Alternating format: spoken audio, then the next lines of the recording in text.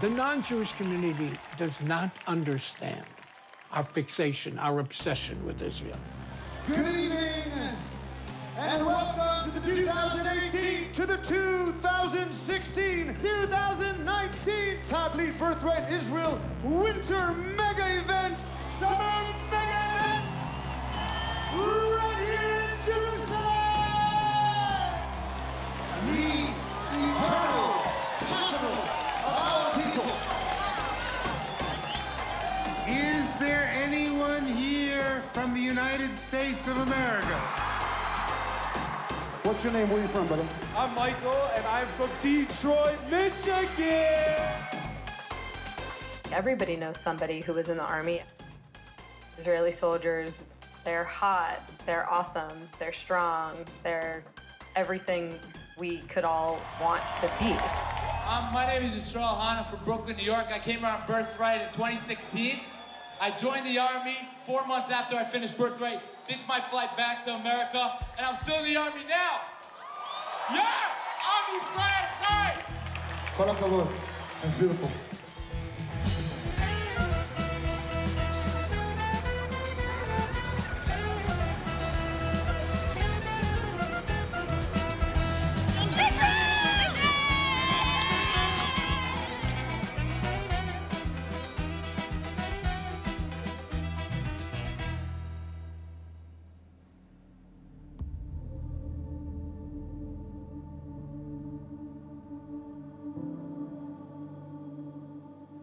The first time I've been to the United States, I met so many nice people. Jewish Americans will tell me things like, we like you, but we don't like Palestinians. Even though I'm the only Palestinian they know. Of course, around that time, I would take it personally. But then you come to realize that people do not know. They know nothing about Palestine and Palestinians, or have no idea about what Palestinians are going through.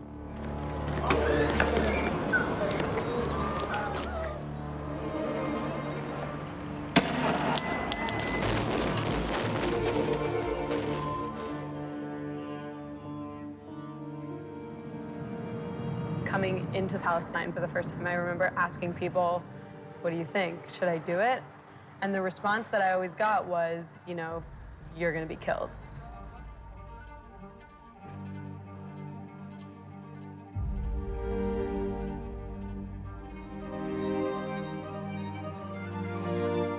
As a curious young person, like, what is this thing that is so horrifying that you can't bear to let me see it?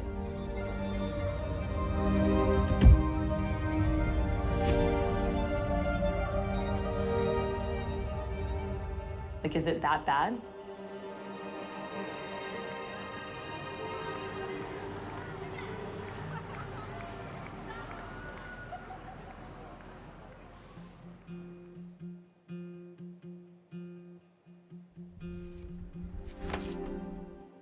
Found in the depths of my family's house.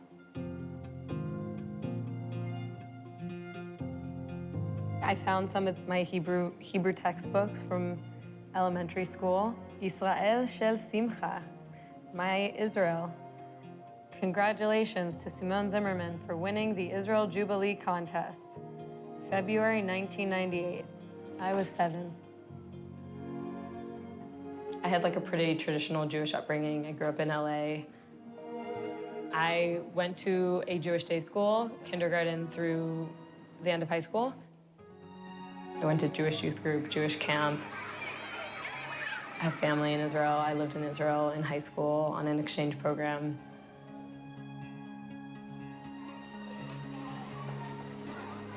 Israel was just treated like a core part of being a Jew. So you did prayers and you did Israel.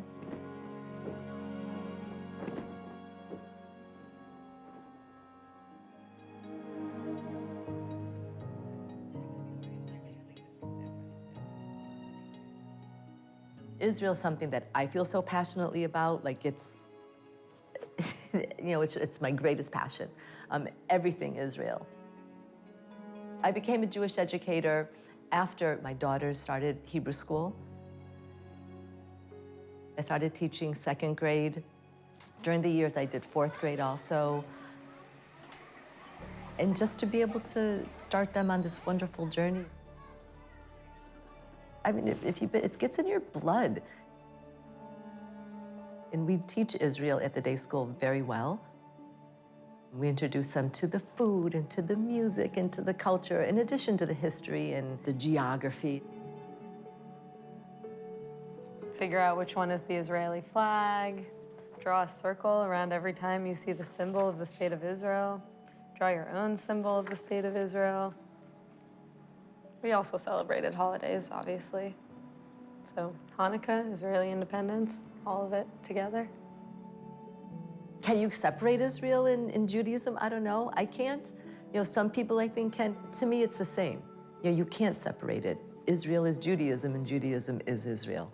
And that is who I am, and that is my identity. And I think every single thing that I experienced along my life has melded into that. Like there was never, you know, a divide for me.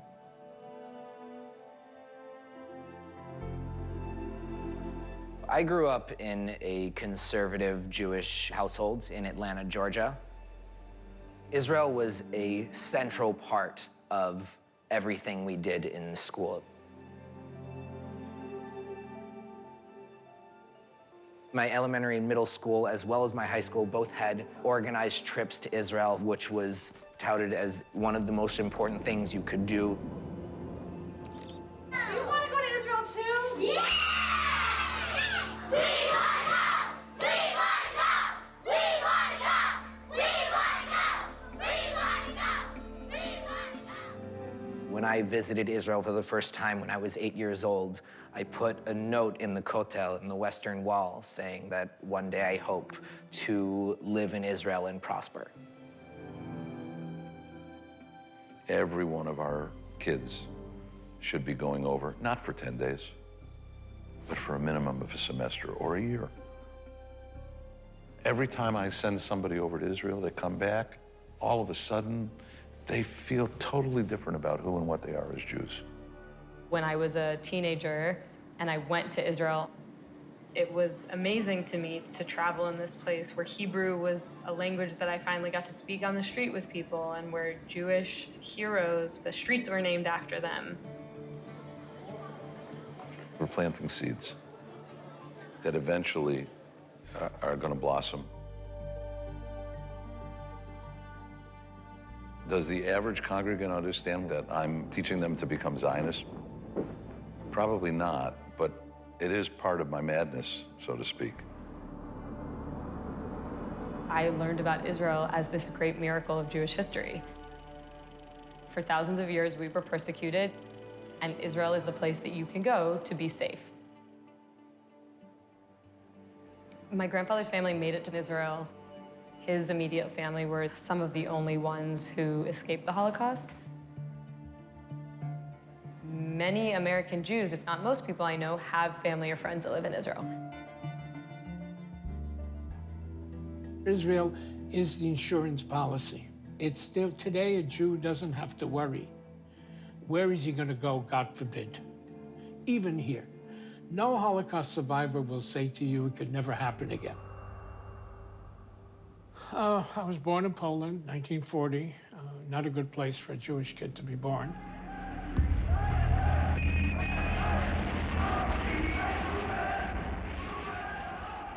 My parents were separated. My father went through a series of camps. Who knows why I survived and 1.5 million Jewish children perished. And so Israel became very, very significant in my life, even though 6,000 miles away. I probably visited Israel over 100 times in my lifetime. You know, as we sit now, my granddaughter is there for 2 weeks in high school. I did have many friends in Israel growing up, and every time I would visit Israel, I felt closer and closer.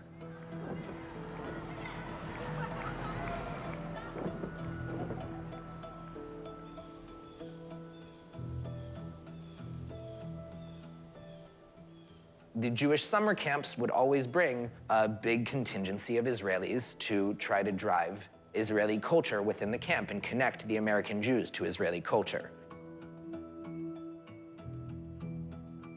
So when I was in high school, I went on this Jewish youth trip to Israel, and one of the programs we did was called Gadna, where we spent a day pretending to be soldiers in the Israeli army. We wore army uniforms, and stuff like that was just sort of a normal part of what our childhood looked like.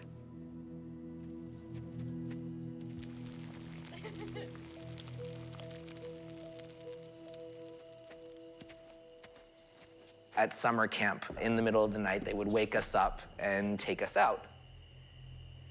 Sometimes that was to pull pranks, and other times I remember doing military games, using the command pozatsta, sneaking around. So anytime the commander, who was one of our counselors, said pozatsta, we would all get on the ground, and they made a game out of it. Simulating being in the military and sneaking around and having to be a part of that. On youth programs that I participated in Israel, you could spend a whole week on an Israeli army base wearing army uniforms and going through a sort of simulation of basic training. And that's where some people, learn to shoot guns for the first time. It's not just regular military games, it's specifically using Israeli military commands, often with Israeli counselors giving them. When you're a young kid, that really drills it into you that this is something important. And I wanted to be a part of that. We often talked about the ways that you could be a good supporter of the Jewish people. One was to join the army, and the other was to go become an Israel advocate. There were even clubs within school to work on advocating for Israel. My high school sent a delegation to the AIPAC conference. AIPAC, the American Israel Public Affairs Committee. They're the people who tell the Congress which legislation affecting Israel they like and which they don't. The bond between the United States and Israel is unbreakable today, unbreakable tomorrow, unbreakable forever. AIPAC is just the thing that you do. Like going to the AIPAC conference is just sort of seen as like a community event. Here with us today are leaders from across the pro-Israel community, including Abe Foxman. I learned a long time ago, there is no way you can say no to Abe. I don't know to what extent anybody makes a difference. I try to make a difference. Jewish education is still a major priority for the future, and certainly relationship to Israel. If you were to ask me, you had $100 million, how would you change the future of American Jews? I would make trips to Israel available to any Jewish kid who wanted to go. Make that experience. They're doing it now. It's called Birthright.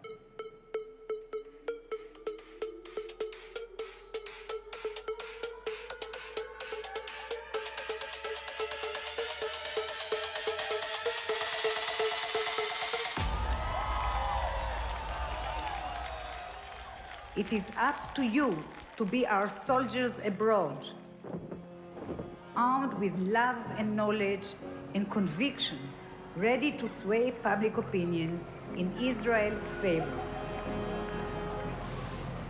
Learning about the quote-unquote conflict is something that is part of programming, as something that you have to learn how to defend Israel from the lies that other people are saying, and you have to be able to tell people the truth.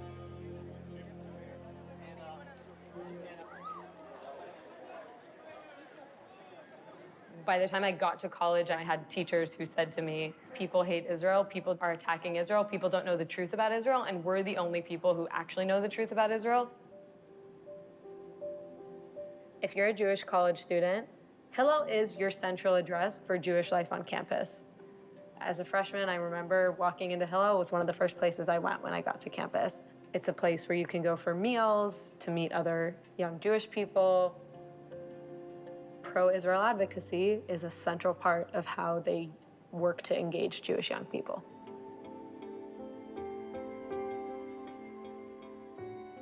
I'm the Director of Engagement and Programs here at Hillel. And this campus happens to be very proactive for Israel. A lot of people are very passionate. A lot of people love Israel. And there's a lot of advocacy here on campus in lots of different ways, lots of different groups. How did you become involved in advocacy for Israel? I kind of came to Hillel just because I was new on campus. I didn't really know where to go, and I really did find a lot of friends here. I came here on and off, but then when I went on the birthright trip and kind of got to know the staff, Tom and Jackie, a lot better, got to know people at Hillel a lot better, and just got to know Israel a lot better, I came back and I knew that I wanted to put a lot more of myself into Hillel, the Jewish community on campus, and just Israel advocacy in general. On birthright, we had Israeli soldiers with us throughout the entire trip. You learn so much, and you learn the reason that they serve. It's just a feeling that I don't think any of us could ever imagine except for Tom. My job is doing Israeli program on campus, and that relates to Jewish events, cultural, political. Israeli events, cultural, political. I would say, name a university in America, we probably have a person there. I like to talk about the Army a lot because that's an experience that I lived through, and I have a lot of personal stories. There are a couple of students who said, yeah, I'm thinking about joining the IDF one day. So my first thing is saying to them, are you sure? Because it's not an easy decision. That being said, it will probably end up being the most meaningful experience that you ever go through. You're gonna tell your kids stories about it. Yeah. One of our former young emissaries just graduated into the Air Force. I mean, that's the greatest gift you can give, you know, and we actually have had quite a few of our former students join the IDF. Amazing. I mean, just amazing. These are kids. These are 18, 19-year-olds. It's like something I've dreamed about doing since I was 7 years old. You have you find your sense of purpose. All my friends are so proud of me, and they understand that this is something that I have to do. Almost 10% of my graduating class at my Jewish high school joined the Israeli Army. And I had many friends from my summer camp and youth group who joined the Army as well. Part of becoming part of Israeli society is to join the military. When I was in high school, I told my parents I don't even need to apply to college because I'm gonna just join the Israeli military and make aliyah and live in Israel. I honestly have felt for many years that I fit in better in Israeli society than I do in American society, even before I moved there. And I wanted to defend what I saw as my country. So when I enlisted, I was a magist, which is a heavy machine gunist during my basic and advanced training, and then they put me on a light machine gun.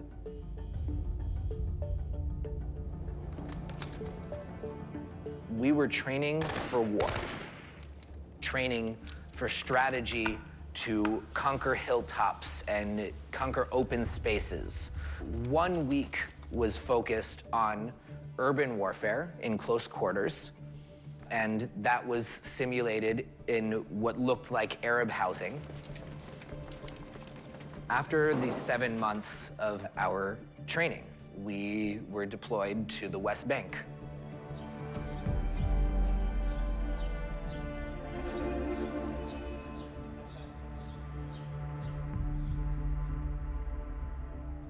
Our missions included working in 2 different checkpoints, patrolling villages on foot in full gear and bulletproof vests.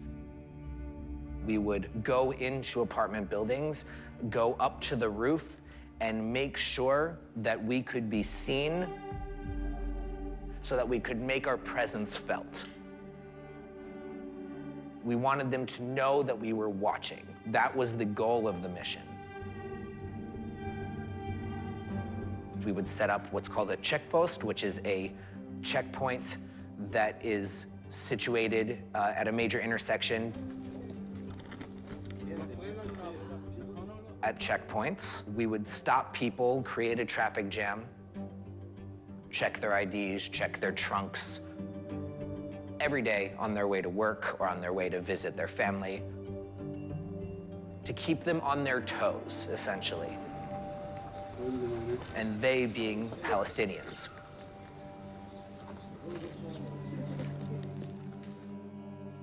Even though Israel was a central part of everything we did in school, we never really discussed the Palestinians.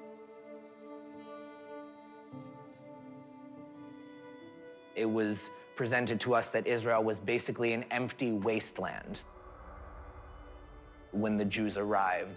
There were some Arabs there, they said, but there was no organized people. They had really treated the land poorly. Yeah, there are Palestinians, and they just want to kill us all and want us to leave the land.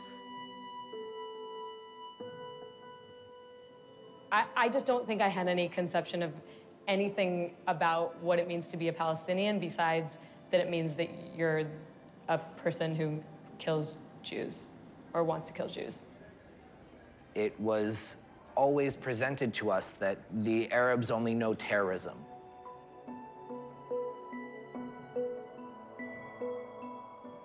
Ever since I came back from the States, I realized that the best way to help people understand the reality imposed on us by the State of Israel is for them to be there. The one thing that I want to give the rest of my life for is to help people understand the reality that is going on in Palestine. I grew up all of my life in this occupation. I grew up in Bethlehem, in Palestine. To be honest, I do have my days where I wake up and look in the mirror and ask what is going on and what can I even do today to change anything in the situation. I remember from the youngest age growing up with my parents always warning me, always telling me not to go out, not to go on the street, not to play on the street because of the soldiers and the settlers. Of course, like your first experience with a soldier is terrorizing, you know, especially because they would invade your house or your family's house late at night. Like they love to work after midnight. My first experience with soldiers as a child was an experience that put fear in me. An American Jewish soldier talking to my father and yelling at him and shouting at him, which of course as a child you feel very ashamed and insulted. And then my father, because ironically we are American citizens as well, turned to him in an American accent and asked him where he was from. And then the soldier was almost like shocked by this question because for his mind, you know, he wants to say Israel and Jewish people, but he's talking to an American now. And he told him like from Chicago. And then just this reality that like even as a child, I remember this American soldier who just moved here to be part of an army to play cowboys and Indians. Somebody who comes here from New York or from Chicago and claiming that this land is theirs. What makes like an 18-year-old American kid who was given a 10-day trip for free in Palestine, what made him want to come in and sacrifice his life? Why would a foreigner think it's okay to have superior rights to the rights of the indigenous population? Because somebody told them it's home. This is our land. This is ours. That's what was conveyed to us. It got to hit me that people look at Palestine and Palestinians from the point of view of the oppressor, not from the point of view of the oppressed. I think what I knew about who was in Israel before the state was created is basically there were some Jews always there. Most Jews were in exile. We'd always yearned to go back.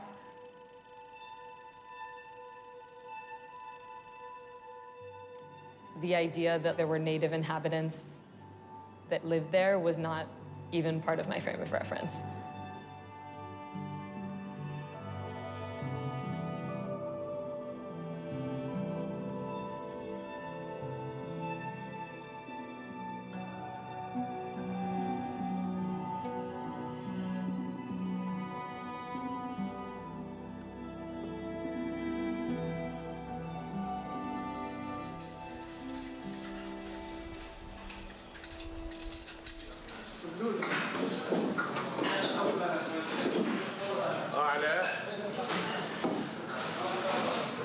اطلب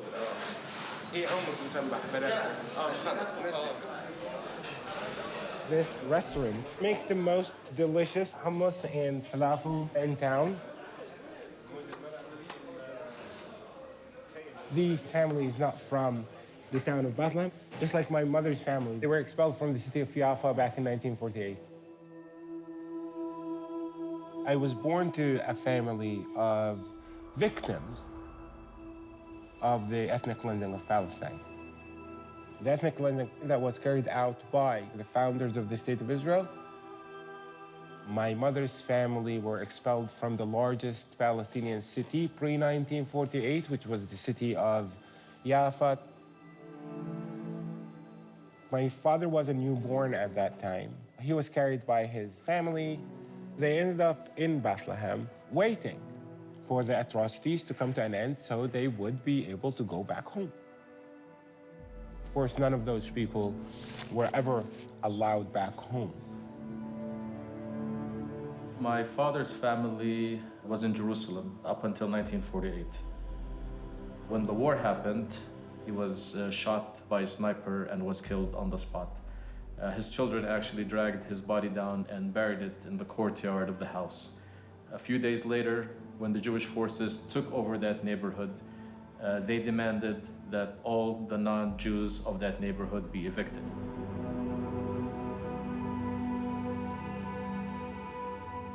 It was the biggest mass exodus, percentage-wise, of a people from their land in modern history.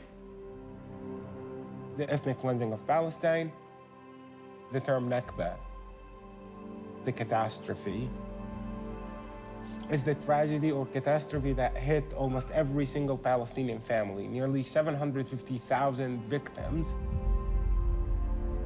It's traumatizing in almost every possible level.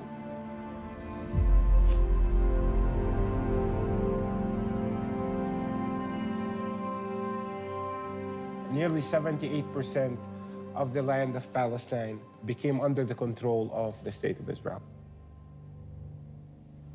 What else was I told about Israel? We were told it was a land without a people, for a people without a land, and we came back. From the ashes of the Holocaust, the State of Israel was birthed. The rights of the people that lived here does not exist in that narrative, and other than us being an obstacle, the Nakba continues. It started in 1948 and continues until this day.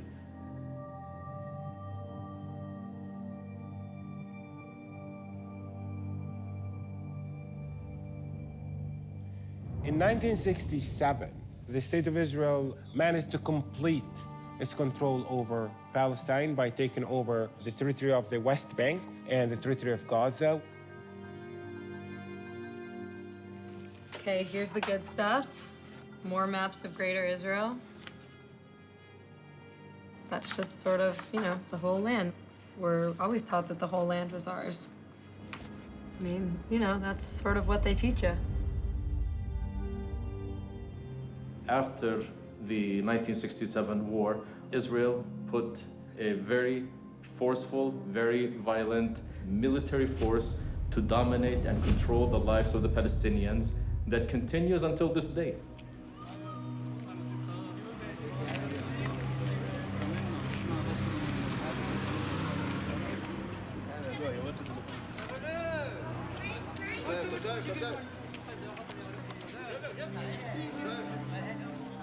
The intention of Israeli control over the land of Palestine is complete colonization of the territory. Building homes for those who are born to Jewish families, and also demolishing the homes of those who were born for Palestinian families.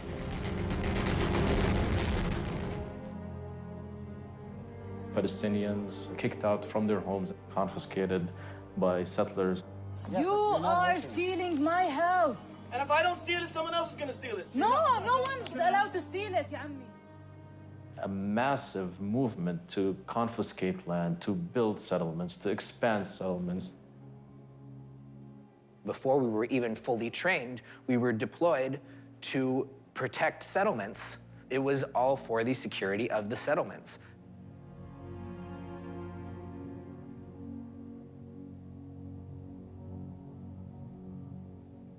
Israel filled the occupied West Bank with Jewish Israelis living in different colonies and settlements throughout the region. And those individuals are subject to Israeli civil law. While you have Palestinians living within the exact same territory that are subject to an Israeli military law. When an American citizen comes here, he has more rights than I would have my entire life.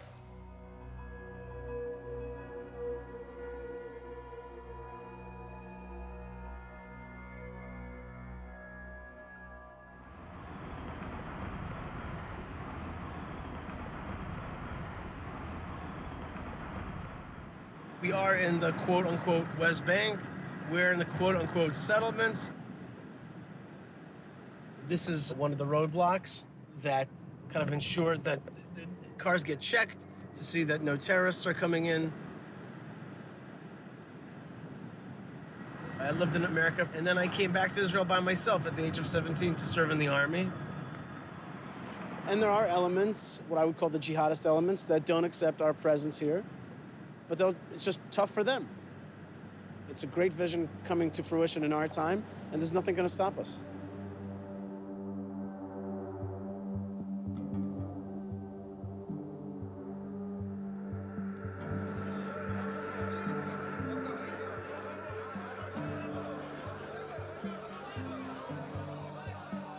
From the day you are born, you live in, day out, without experiencing a day of freedom. Palestinians have to be forced to live in cages. So I'm Israeli, born and raised. As a young Israeli growing up, my grandparents lived in the center of Jerusalem. The battle for Jerusalem. At least 26 people are reported dead. People I knew were injured and killed. And from a very young age, I knew I'm going to be joining the military. I was never in a Palestinian house till I barged into one in the middle of the night.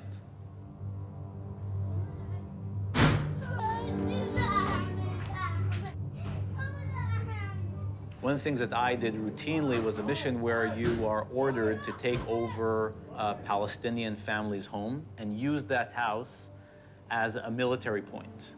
No warrant, you don't call in advance, it's a military occupation. And during my service, there were many moments where I saw myself acting violently, and there were moments of shame. We can detain any Palestinian just because he looked at us in the wrong way. That's a system that's based on violence. Oh. What are you doing? Check it.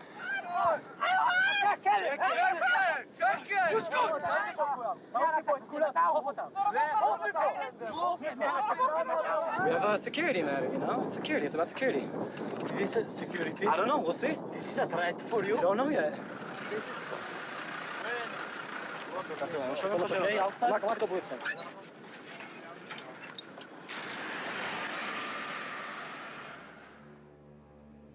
When I was stationed in the West Bank, one day, one of my commanders came and grabbed me and one other soldier and said, there is a detainee at the Hawara checkpoint, and we need to go pick him up and bring him to the detention center that's in the base. When we got there, the Palestinian detainee, who was maximum in his early 20s, was sitting on the curb with his hands tied behind his back with zip ties and blindfolded. We got to the detention center within the base, and right outside, there were about 8 soldiers waiting for us. They saw us come, they grabbed the detainee from our hands and threw him to the ground while he's still blindfolded and hands tied behind his back, and they started kicking him. for a good few minutes. I was responsible for this man's well-being.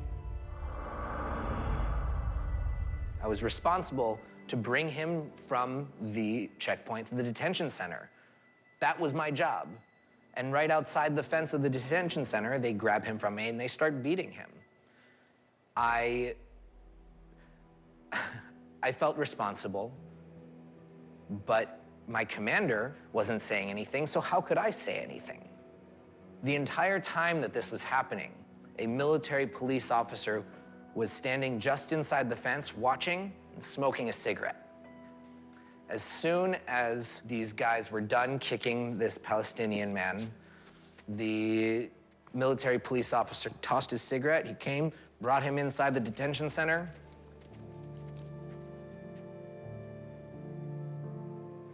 And I didn't even speak up. I didn't speak up. And that's just one of many stories that I have from my time in the West Bank. It took many years for me to really come to terms with my part in it.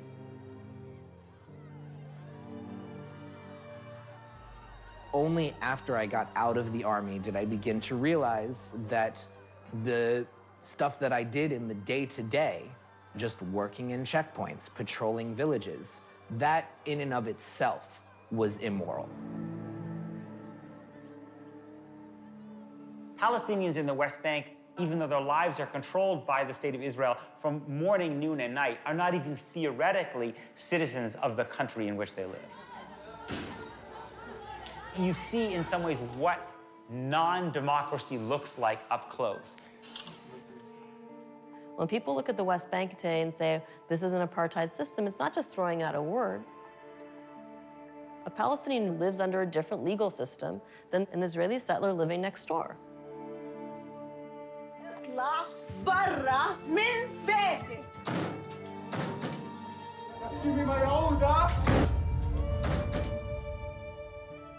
Anyone who, sees these facts on the grounds or speaks to Palestinians would understand that this is a process of settler colonization, of an apartheid regime.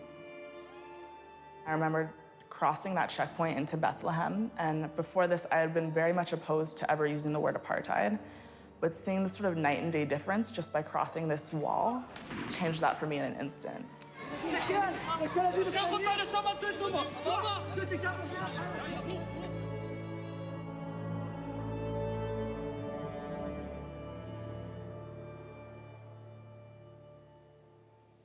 Serving in the Israeli army is obviously one way of supporting Israel, but there's also another modern battle that is happening on campuses each and every single day, and you are standing in the front of it.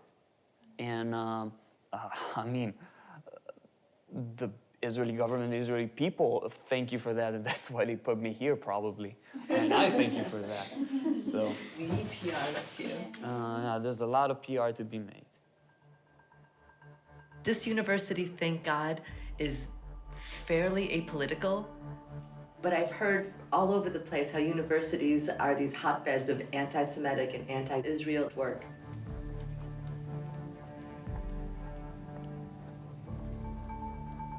I remember very vividly, I was sitting in my dorm room with a friend of mine. We got a phone call that an anti-Israel bill was being introduced in the student government. We bolted. On the way, called our parents. Both got sent talking points.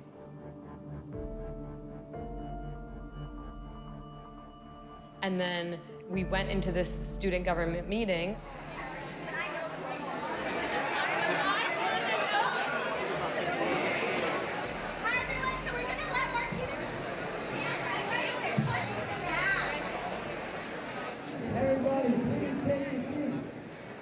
The Student Senate at the University of California, Berkeley, calling on campus officials to divest from companies that supply weapons that Israel uses in its occupation of the Palestinian territories.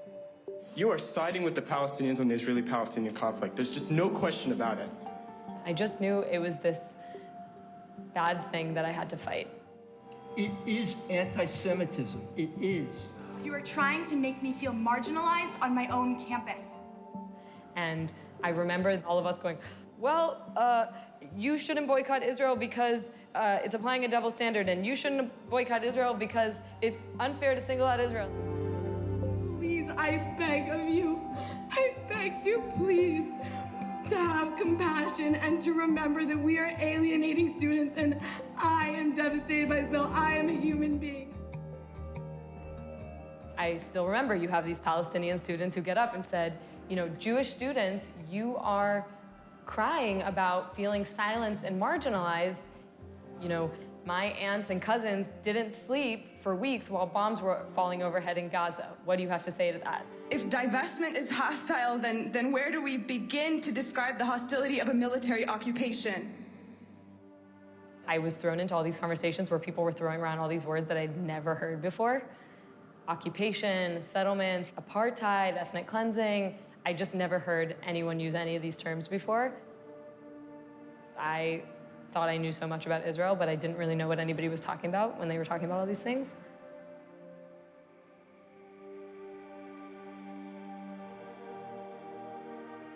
I remember coming to Hillel and saying, why aren't we answering Palestinian students' questions? I felt really embarrassed by it because mostly I felt like we weren't doing a good job refuting their arguments. Do we not have an actual counter-argument besides like rockets, double standard, anti-Semitism?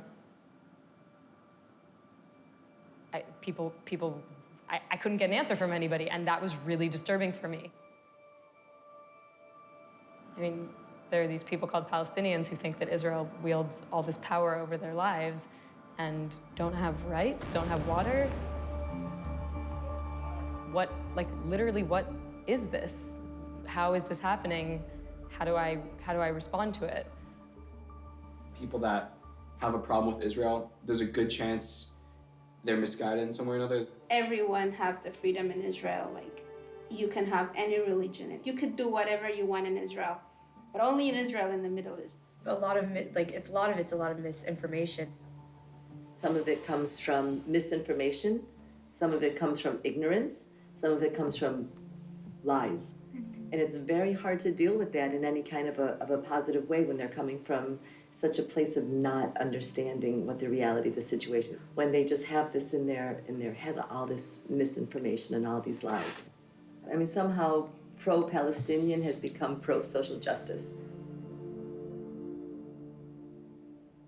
I wanted to know answers from within my own community, and nobody could answer those questions for me. How is it that I am like the best the Jewish community has to offer? I've been through all the trainings, all the programs, and I don't know what the occupation is. I don't know what the settlements are. Eventually it got to a point where I found myself wanting answers to the questions that Palestinian students were asking.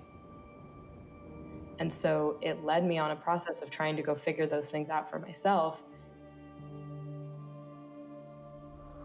What is this thing that is so horrifying that you can't bear to let me see it?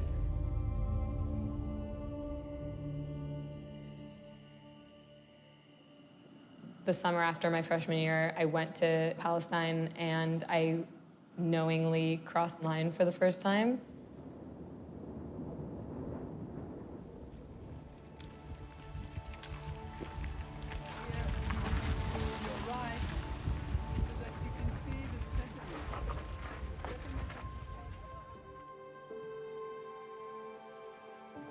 I don't think I realized the extent to which what I would come to see on the ground would really shock me and horrify me.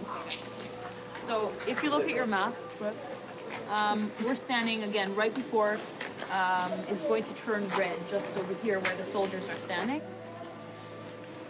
So just look behind you guys. This is a block of houses. The people living in all these apartments here were not allowed to walk on this main road. So this was like a red road, a sterilized road, and imagine if you're a family living here, you can't open the front door of your house and walk out. I'm listening to Palestinian students talking about what it was like being beaten at a checkpoint and sitting down with a Palestinian family and hearing their story about being displaced by Israeli settlers. And even when we fix the water wells and we try to cultivate the rainwater to come into the water wells, even those things are being attacked by the settlers. Either they throw stones in them, or they throw chemicals in them, or they throw dead animals in the wells. So he's saying, first he welcomes you, and thank you very much for coming, especially because you're Jewish.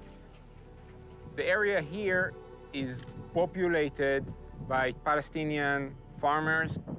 Supreme Court in Israel ruled that they're allowed to live in the caves that are here. They're not allowed to build anything. Today, the civil administration and the army came and demolished some of the tents here. Something is deeply wrong here, and it's breaking my heart.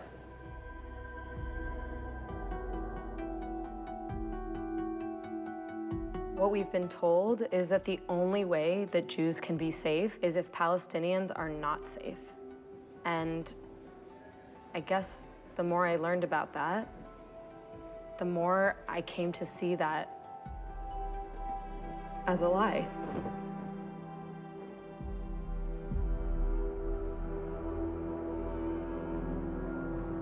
So this is the checkpoint that divides Jerusalem from Bethlehem. Palestinians definitely cannot drive on this road. So you can see that we're basically driving with walls on both sides of us right now.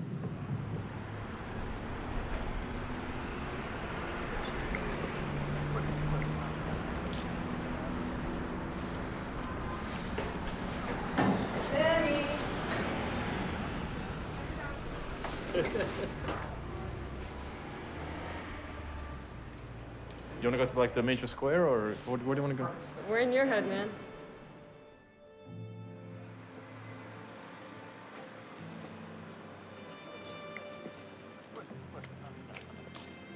This is my barber. حبيبي انت السبيشال. As someone who came to see Jerusalem or Tel Aviv as places that I should imagine as home, I remember coming into the West Bank for the first time and actually seeing this place as someone else's home.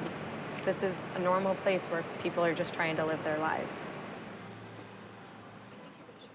For me to get to Jerusalem, I have to think of, first of all, having the permit, getting to the checkpoint, waiting in lines for the checkpoint, getting to the soldiers at the checkpoint. The soldier might do anything to me at that point, including sending me back, and then crossing the checkpoint, and then having to take public transportation. Just the fact that I cannot drive. Right. As a Palestinian, I cannot drive in Jerusalem or anywhere in Israel. Right. So we drove here today, and And if I'm not home by 10 p.m. and I get caught on the other side, then I could be detained, I could lose my permit for good, I could be put in prison, I could be beaten up by soldiers. Who knows what will happen to me? Almost any rooftop you stand on in Bethlehem, you look one way or the other, you will see a settlement built around you. I started coming here in 2010. I heard you speak to a group about anti-Semitism and inherited trauma, and started thinking a lot about what it means to challenge my community around the deep ingrained traumas that are totally stopping us from any sort of movement on this issue. My first learning experience was when I was invited to go to Auschwitz on a bearing witness retreat. I actually say in Auschwitz I discovered one of the main reasons why this conflict exists today, which is this inherited trauma that exists in the Jewish community, where the feeling is that as Jews we're always attacked, we've always been attacked, we will always be attacked, and therefore the only way to maintain ourselves is to create this very suppressive security mechanism that would prevent this from happening again. I mean, that's what I learned. Yeah, that's what I heard. What is important for many of the Israeli Jews and the Jews from around the world we talk to is the simple recognition and acknowledgement of the story. Right. And that story is where the healing work begins to happen.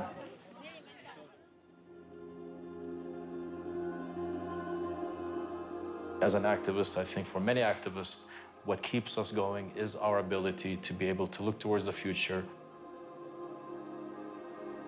I really believe that there is an emerging awakening within the American Jewish community. I've had even some American Jews who come here and they say, we came to Israel and we left from Palestine. For American Jews coming here and listening to us and hearing us and seeing our humanity and understanding that we are not just out sitting in bunkers planning the next attack against Israelis, that we do have a desire to live in peace and to have our freedom and they walk in our streets and they eat in our restaurants. And I mean, it's crazy that I have to say this, that we are real human beings that just want to survive and live like all other people in this world. The moment they see this and experience this for themselves, it creates something in them. It shifts something in them. What they do with it when they go back, it becomes their responsibility.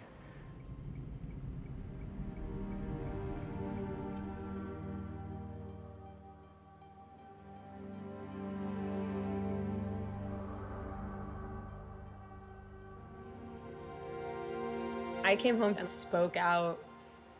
I think initially it was very painful and shocking for a lot of people. I had friends from high school and from college who didn't know how to speak to me at the beginning because these conversations were forbidden for us growing up. I've grown up very much as a product of this mass mobilization across the community to ensure that young people stay engaged in pro-Israel politics. For most people I know who actually took the time to see with their own eyes what was happening, it very quickly challenges everything we've been taught. It's very painful because it is so intimately bound up with the identity of the community. There have always been Jews who have spoken out for Palestinian rights, and more people are willing to take off their blinders, looking at this reality, saying this is intolerable.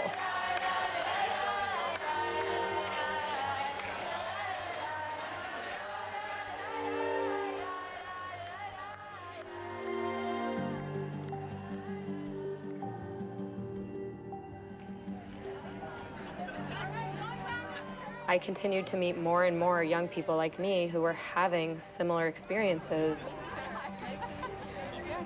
And it made me realize that I was part of a bigger story of something that was happening not just to me, but to young people around the country. We decided to bring the crisis of American Jewish support for Israel to the doorsteps of Jewish institutions to force that conversation in public.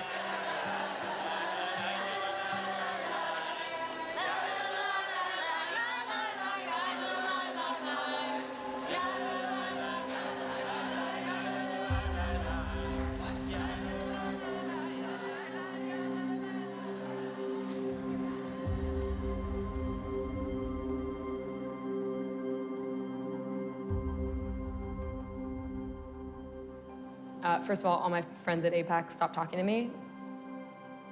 I've lost many childhood friends over this. Also, many friends have come along politically with me over the years. Many in my family have also. Many in my family also deeply disagree with me.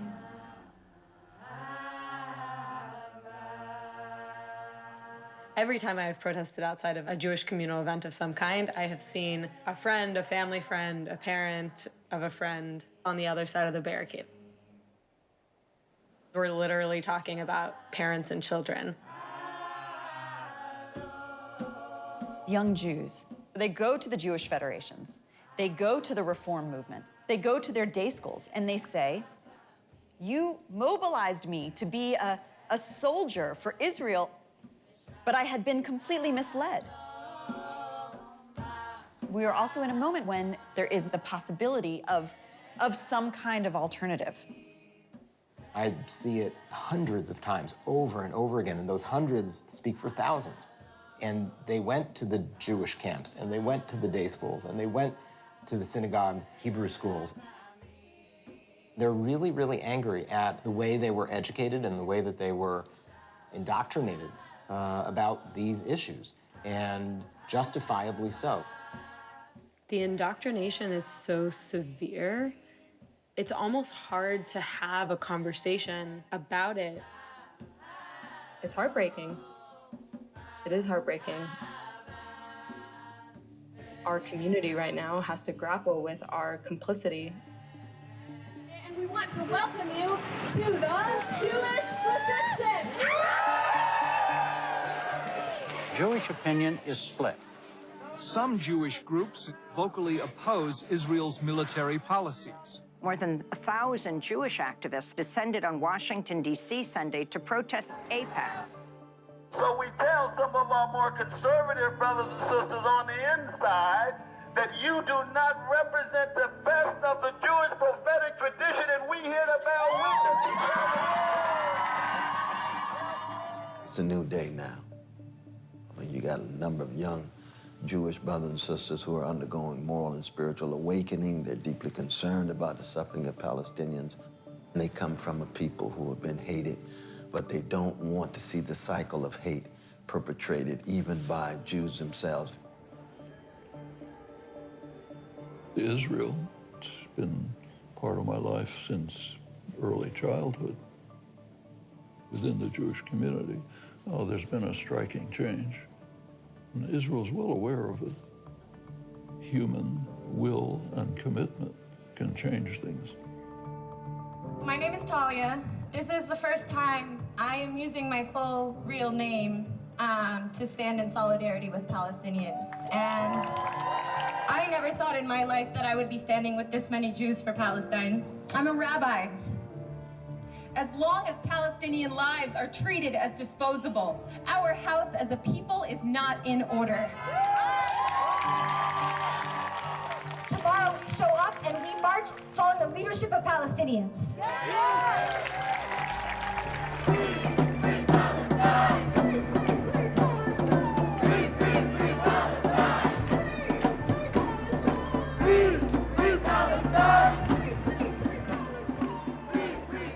Congresswoman Rashida Tlaib. I am the only Palestinian American member of Congress now. How many Palestinians have to die for their lives to matter? Life under apartheid strips Palestinians of their human dignity. How many more decades do they need to endure this subjugation before there is a shift in this unreasonable status quo? And what would you recommend? I would recommend freedom. The real challenge is trying to keep that moral and spiritual dimension strong. Because anytime you cut against the grain, you're going to catch hell.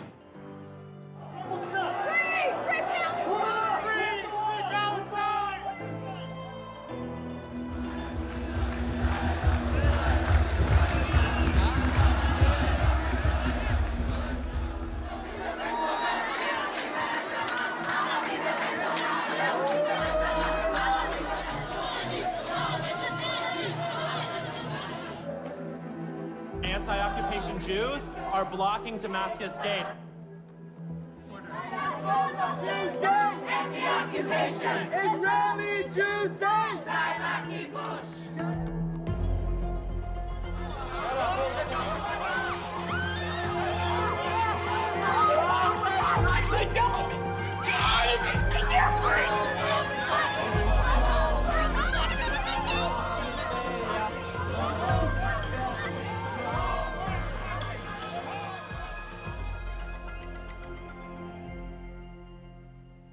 I don't think it's as serious as it's made up to be, okay? They're entitled, that's fine, okay?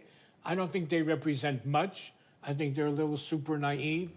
I think that most American Jews, even though they have different views on settlements or occupation, I think that's still a decision at the end of the day they're gonna leave for the Israelis to make. As long as Israel is under threat, and as strong as it is, and as dynamic as it is, it's still under threat from its neighbors, and 100,000 missiles.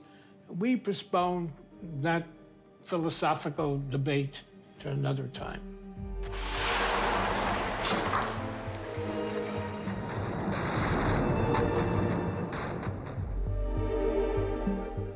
Palestinians are so dehumanized in the community that it's really hard for people to figure out how to even understand Palestinians' legitimate rights and claims to the land. Palestinians gathered for protests at the Israeli-Gaza border.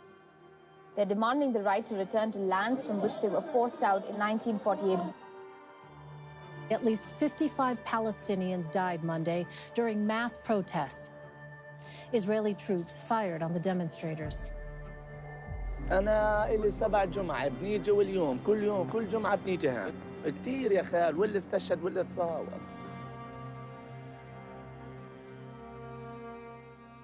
Look at the more recent Gaza demonstrations.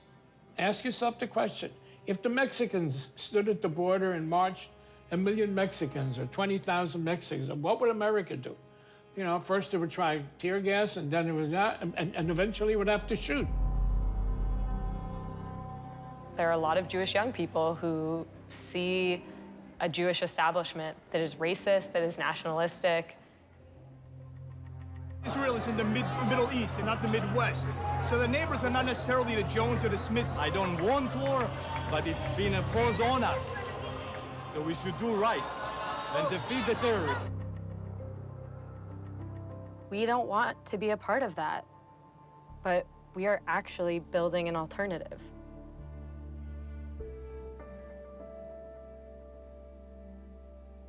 I've been involved in this work for about a decade. I was seen as a face of this young, growing Jewish resistance to the American Jewish establishment.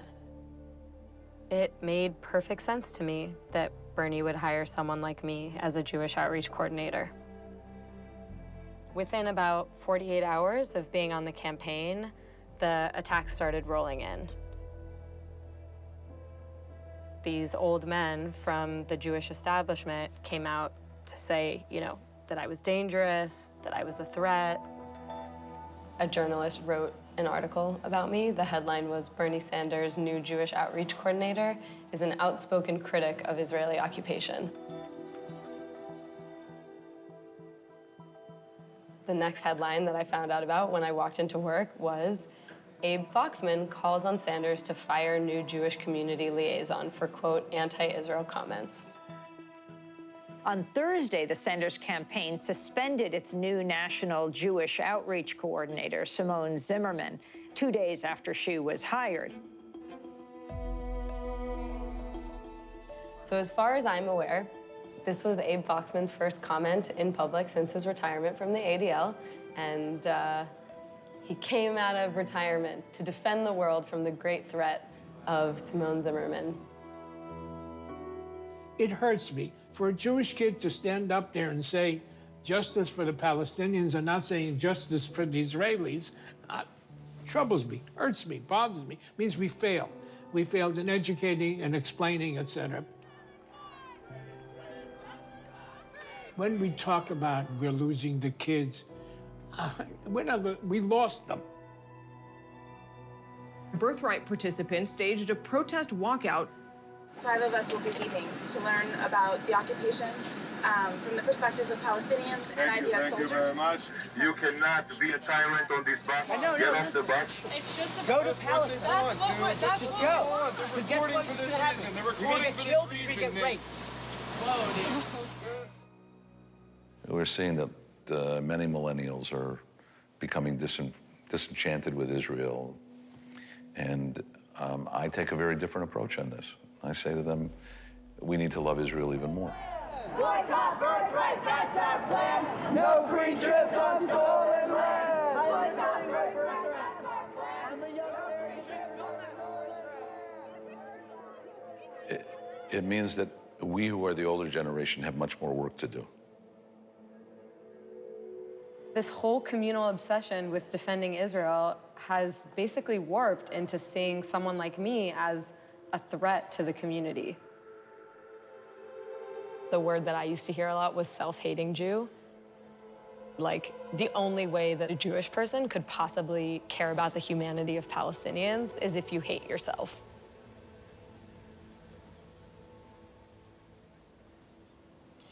Let's see what I find in here. You are a self-loathing Jew. Go kill yourself. With Jews like you, who needs ignorant, racist, bigot Arabs? You work against our people, you're an anti-Semitic Jew, you've been working for the enemy. Simone Zimmerman, another member of the lunatic anti-Semitic far left.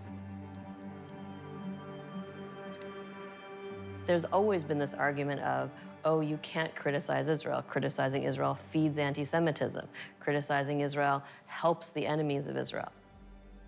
As more and more American Jews are speaking out in support of Palestinian freedom, now they just say instead, we're overt anti-Semites, we hate all Jewish people, or even worse, that we're not Jewish at all. We are attacked as being not really Jewish if we are not supportive of Israel.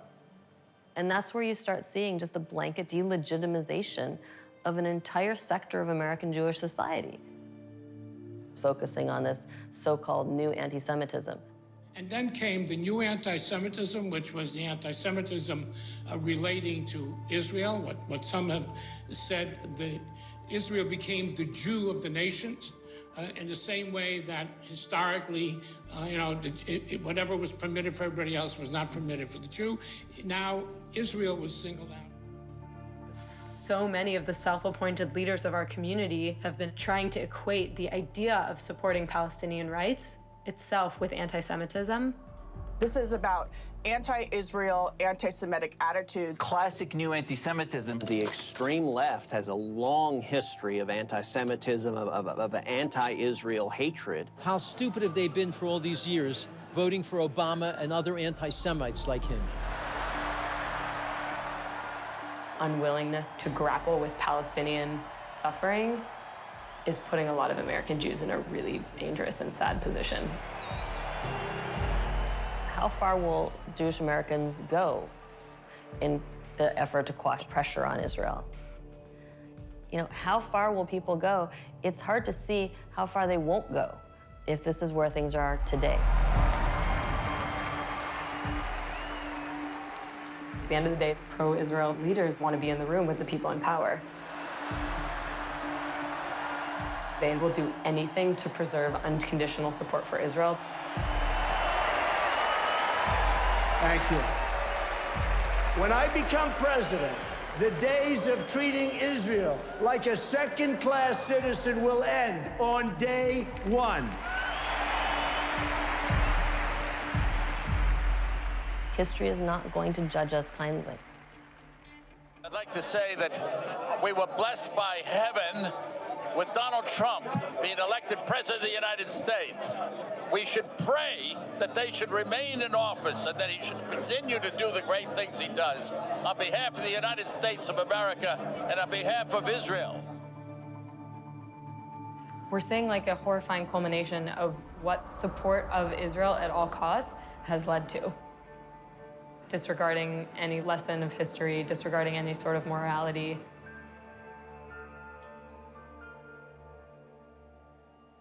The great irony of having this be where we are today within the Jewish community is that there actually is resurgent anti-Semitism, the kind that I think my generation and the generations that have come after me never thought we'd see in our lifetimes. Hail Trump! Hail our people! Hail victory! In the U.S., a couple of things have been happening, then we'll go to Trump or Trumpism. It's not a question, is he a bigot? I don't think he's a bigot. I think he is what he is. I don't think he's a racist. I don't think he's an anti-Semite. I think you can call him all kinds of things. The community has spent so much time attacking anyone who criticizes Israel when they're actual threats to our community. That's led our communal institutions to basically be silent in the face of rising white nationalism. Jews will not replace us! Jews will not replace us! Jews will not replace us! The way that we talk about anti-Semitism isn't about protecting Jews, it's about protecting Israel. How dangerous is that at this moment with the rise of anti-Semitism? And often, when American politicians are asked about anti-Semitism, They talk about their support for Israel. Support for Israel today is actually replacing what it means to be a Jew. These people have basically decided that support for Israel is more important than the safety of Jews. We're not going to say anything about the spreading of these anti-Semitic conspiracy theories. We have seen a tremendous amount of this use of vile anti-Semitic tropes. The thread talks about a Jewish plot to enslave people in the United States. Anti-Semitic flyers steeped in COVID-19 conspiracies, saying every single aspect of the COVID agenda is Jewish. That's the way the Jews work. They are deceivers. They plot, they lie, they do whatever they have to do.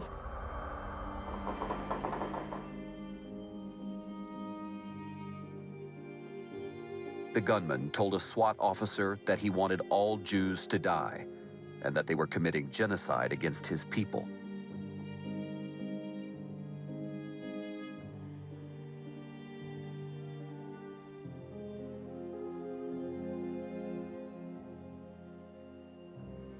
It's a profoundly sad moment, and I think it's a tipping moment.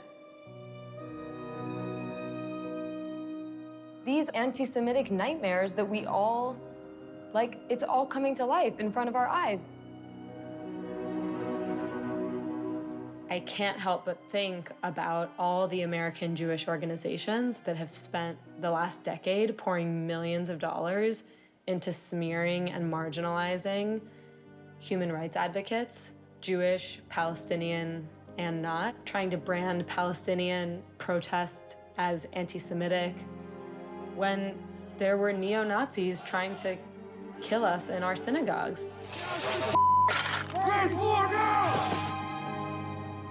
My parents' and grandparents' generation grew up in a world in which Jews were not safe. They invested so much in the idea that Jews could only be safe through Israel. But our safety and our security is actually bound up in the safety and the security of all people. The most powerful pro-Israel lobby in the country are now donating money to Republican politicians who either incited or continue to support the rioters who stormed the Capitol on January 6th. That's part of a politics of solidarity. And it feels totally morally coherent and morally urgent to support freedom and dignity for all people in all the places that we live.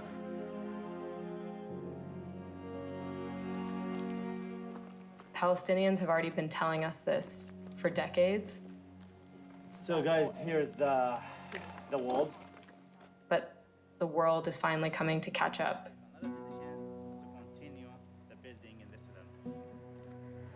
For me, I would say if anybody has any influence on Israeli policy, and I say this with a big F, it is the American Jewish community. The American Jewish community have the potential to have the greatest influence in shifting our reality outside of this land.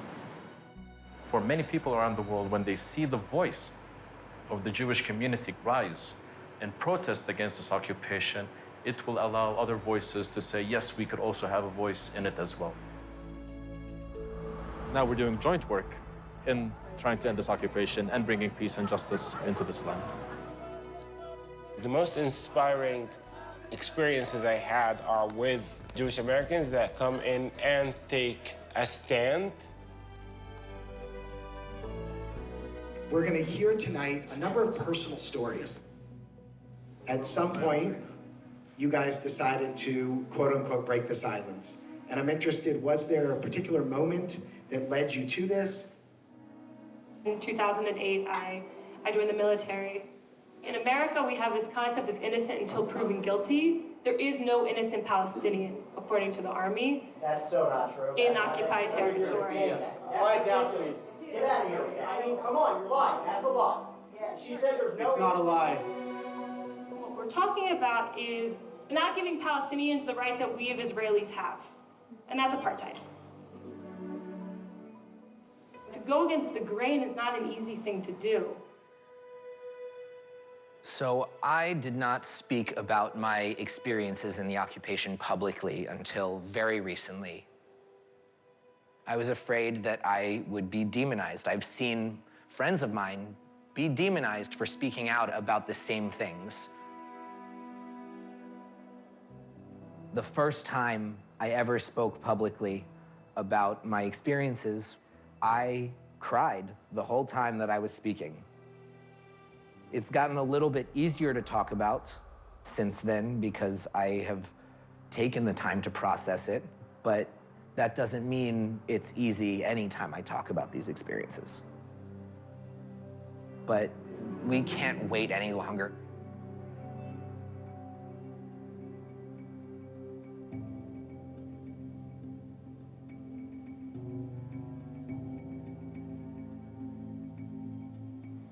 I've been longing for this Jewish conversation for 17 years. We're here today to talk about some things that are often can feel impossible in the Jewish community. These conversations can happen. We are not risking our Jewish history. You are not closing a door to the rest of your Jewish life. All that we have to risk is our denial. I can start. My high school had an Israel studies class all about when you get to college and people start telling you about Israel being an apartheid state, this is how you respond. From my summer camp and my youth movement, one of the core tenets of it was the Jewish state needed to be built, and just no questioning of what price we were really willing to pay, or willing to make Palestinians pay. As an Israeli, the Palestinian identity itself is not something I had to learn that it exists. Right. So slowly, as I came to learn that the occupation exists, I started learning that there is another narrative. We're here to talk about the history that's often referred to as the Nakba. 750,000 people displaced from their homes. At least 400 villages undone in their entirety. The colonization is also ongoing. The ongoing Nakba, the continued, not just the historical, but the continued ethnic cleansing of Palestinians. I have been blessed to witness the ways that Palestinian society continue to find ways to thrive, but we can't deny that there has been catastrophe and that it's been catastrophic, the scale of loss. We're really here to teach each other, but I think nothing's as important as action because we are talking about ongoing displacement. People might tell you that if you stand up for Palestinian rights, that you aren't really Jewish, that you're maybe a self-hating Jew.